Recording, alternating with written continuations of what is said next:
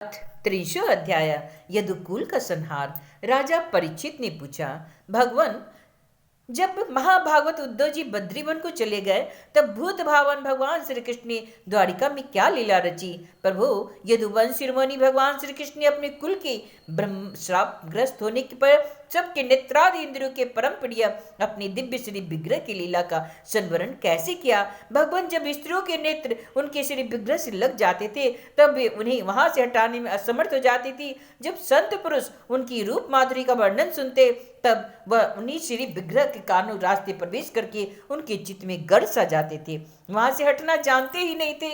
उनकी शोभा कवियों की काव्य रचना में अनुराग का रंग भर देती है और उनका सम्मान बढ़ा देती है। इसके संबंध में तो कहना ही क्या है। महाभारत युद्ध के समय जब भी हमारे दादा अर्जुन के रथ पर बैठे हुए थे, उस समय जिन योद्धाओं ने उसने उन्हें देखते देखते शरीर त्याग किया था, उन्हें शारूप्य मुक्ति मिल गई। उन्होंने अपना ऐसा अद्भुत श्री विग्रह किस प्रकार अंतर्ध्यान किया। श्री सुखदेव जी कहते हैं, परीक्षित, जब भगवान श्री कृष्ण ने देखा आकाश, पृथ्वी और अंतरिक्ष में बड़ी बड़ी उत्पात अपशगुन हो रहे हैं, तब उन्होंने सुधर्मा सभा में उपस्थित अब सभी यदुवंशियों से यह बात कही, श्रेष्ठ यदुवंशियों, यह देखो, द्वारिका में बड़े बड़े भयंकर उत्पात होने लगे हैं। ये साक्षात यमराज की ध्वजा के समान हमारे महान अनिष्ट के सूचक है। अब हमें यहाँ घड़ी दो घड़ी भी नहीं ठहरना चाहिए। स्त्रियां, बच्चे और बूढ़े यहाँ से शंखोद्धार क्षेत्र में चली जाए और हम लोग प्रभास क्षेत्र में चले। आप सब जानते हैं, महासरस्वती पश्चिम की ओर बहकर समुद्र में जा मिलती है।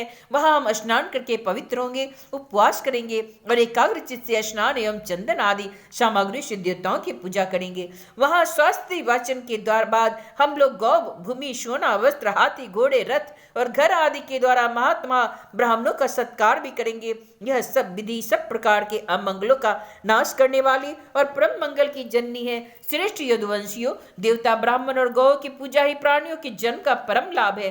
परीक्षित, सभी वृद्ध यदुवंशियों ने भगवान श्री कृष्ण की यह बात सुनकर तथास्तु कहकर उनका अनुमोदन किया और तुरंत नौकाओं से समुद्र पार करके रथों द्वारा प्रभास क्षेत्र की यात्रा की। वहां पहुंचकर यादवों ने यदुवंश शिरोमणि भगवान श्री कृष्ण के आदेशानुसार बड़ी श्रद्धा और भक्ति से शांति पाठ आदि तथा और भी सब प्रकार के मंगल कृत्य किए। यह सब तो उन्होंने किया, परंतु देव ने उनकी बुद्धि हर ली और वे सब मैरेक नामक मदिरा का पान करने लगे, जिसके नशे से बुद्धि भ्रष्ट हो जाती है और वह पीने में तो अवश्य मीठी लगती है, परंतु परिणाम में सर्वनाश करने वाली है। उस तीव्र मदिरा के पान से सब के सब उन्मत्त हो गए और वे घमंडी वीर एक दूसरे से लड़ने झगड़ने लगे। सच पूछो तो श्री कृष्ण की माया से ही वे मूड हो रहे थे। उस समय वे क्रोध से बढ़कर एक दूसरे पर आक्रमण करने लगे और धनुष, बाण, तलवार, भाले, गदा, तोमर और सृष्टि आदि अस्त्रों से वहां समुद्र तट पर ही एक दूसरे से भिड़ गए। मतवाले यदुवंशी रथों, हाथियों, घोड़ों,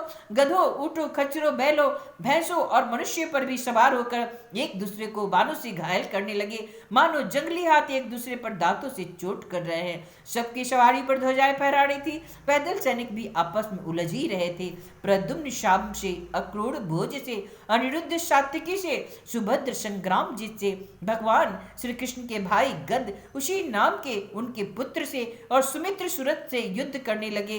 वे सभी भयंकर भयंकर योद्धा थे और क्रोध में भरकर एक दूसरे का नाश करने पर तुल गए। इसके अतिरिक्त निचट, उल्मुख, सहसजित, सज्जित और भानु आदि यादव भी एक दूसरे से गुथ गए। भगवान श्री कृष्ण की माया तो इन्हें अत्यंत मोहित कर रखी थी, इधर मदिरा के नशे ने इन्हें अंधा भी बना दिया। दारसा, वृष्णि, अंधक, भोज, सात्वत, मधु, अब्रुद, माथुर, चूरसेन, विसर्जन, कुक्कुर और कुंती आदि वंशों के लोग सौहार्द और प्रेम को भुलाकर आपस में मारकाट करने लगे। मूढ़तावश पुत्र पिता का, भाई भाई का, भांजा मामा का, नाती नाना का, मित्र मित्र का, सुहृद सुहृद का, चाचा भतीजे का तथा एक गोत्र वाले आपस में एक दूसरे का खून करने लगे। अंत में जब उनके सब बाण समाप्त हो गए, धनुष टूट पड़े और शस्त्रास्त्र भी नष्ट हो गए, तब उन्होंने हाथों से समुद्र तट पर लगी हुई एरका नाम की घास उखाड़नी शुरू कर दी। यह वही घास थी जो ऋषियों के शाप के कारण उत्पन्न हुई लोहमय मूसल की चूड़ी से पैदा हुई थी। हे राजन, उनके हाथों में आते ही वह घास ब्रज की समान कठोर मुद्गरों के रूप में परिणत हो गई। अब वे रोष से भरकर उसी घास के द्वारा अपने विपक्षी पर प्रहार करने लगे।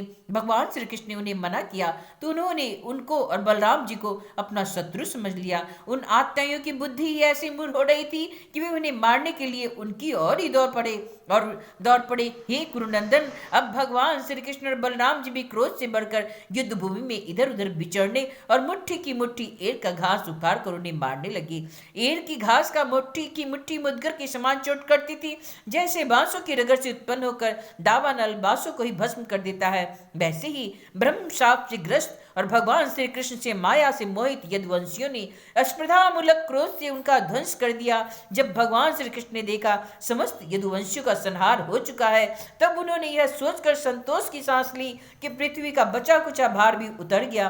परीक्षित, बलराम जी ने समुद्र तट पर बैठकर एकाग्रचित से परमात्मा चिंतन करते हुए अपनी आत्मा को आत्म स्वरूप में स्थिर कर लिया और मनुष्य शरीर छोड़ दिया। जब भगवान श्री कृष्ण ने देखा मेरे बड़े भाई बलराम जी भी परम पद में लीन हो गए, तब वे भी पीपल के पेड़ के तले जाकर चुपचाप धरती पर ही बैठ गए। भगवान श्री कृष्ण ने उस समय अपनी अंग कांति से दैदीप्यमान चतुर्भुज रूप धारण कर लिया और धूम से रहित अग्नि के समान दिशाओं को अंधकार रहित प्रकाशमान बना रहे थे। वर्षाकालीन मेघ के समान सांवले शरीर से तपे हुए सोने के समान ज्योति निकल रही थी। वक्षस्थल पर श्री वत्स का चिन्ह शोभायमान था।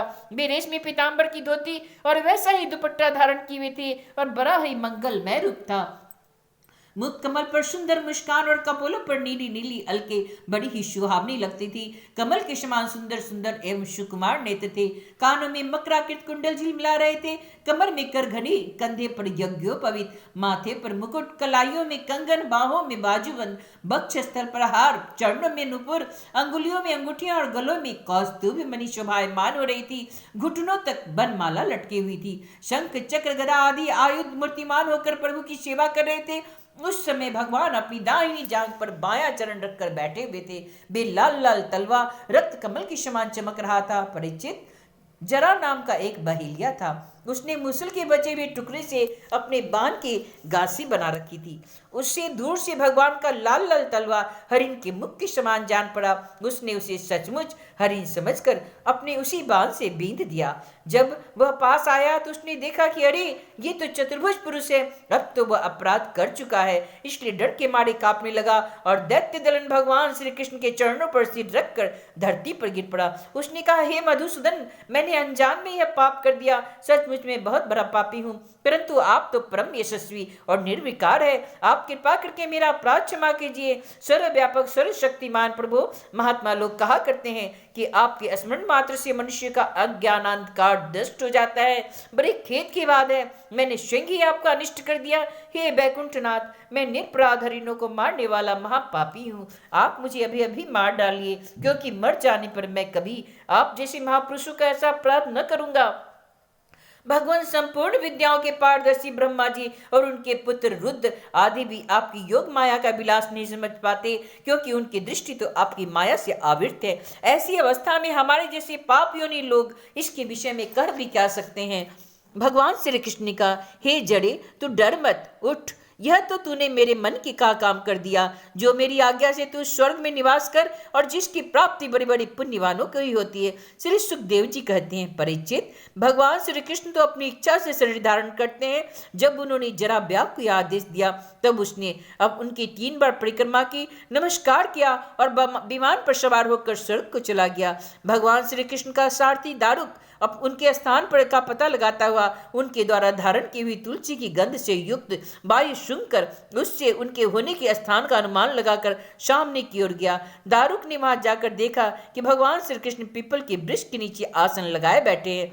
असह तेज वाले आयुध मूर्तिमान होकर उनकी सेवा में संलग्न है। उन्हें देखकर दारुक के हृदय में प्रेम की बाढ़ आ गई। नेत्रों से आंसू की धारा बहने लगी। वह रस से कूदकर भगवान के चरणों पर गिर पड़ा। उसने भगवान से प्रार्थना की, प्रभु, रात्रि के समय चंद्रमा के अस्त हो जाने पर राह चलने वालों को जैसी दशा हो जाती है, आपके चरण कमलों का दर्शन न पाकर मेरी भी ऐसी ही दशा हो रही है। मेरी दृष्टि नष्ट हो गई है, चारों ओर अंधेरा छा गया है। अब न तो मुझे दिशाओं का ज्ञान है और न ही हृदय में शांति है। परीक्षित, अभी दारुक इस प्रकार कह ही रहे थे कि उनके सामने ही भगवान का गरुड़, ध्वजा, रथ, पताका और घोड़ों के साथ आकाश में उड़ गया। उसके पीछे पीछे भगवान के दिव्य आयुध भी चले गए। यह सब देखकर दारुक के आश्चर्य की सीमा न रही। तब भगवान ने उससे कहा, दारुक, अब तुम द्वारिका चले जाओ और वहां यदुवंशियों के पारंपरिक संहार, भैया बलराम जी की परम गति और मेरे स्वधाम गमन की बात कहना। उनसे कहना, अब तुम लोगों को अपने परिवार वालों के द्वारा के साथ द्वारिका में नहीं रहना चाहिए। मेरे न रहने पर समुद्र द्वारिका नगरी को डुबो देगा। सब लोग अपनी अपनी धन संपत्ति, कुटुंब और मेरे माता पिता को लेकर अर्जुन के संरक्षण में इंद्रप्रस्थ चले जाए। दारुक, तुम मेरे द्वारा उपादिष्ट भागवत धर्म का आश्रय लगे लो और ज्ञान निष्ठ होकर सबकी उपेक्षा कर दो तथा इस दृश्य को मेरी माया की रचना समझकर शांत हो जाओ। भगवान का यह आदेश पाकर दारुक ने उनकी परिक्रमा की उनके चरण कमल अपने सिर पर रखा और बार बार प्रणाम किया। तदंतर वह उदास मन से द्वारिका की ओर चल पड़ा। इति श्रीमद्भागवती महापुराणे ब्रह्मशासनितायां एकादश स्कंदे 300 अध्याय।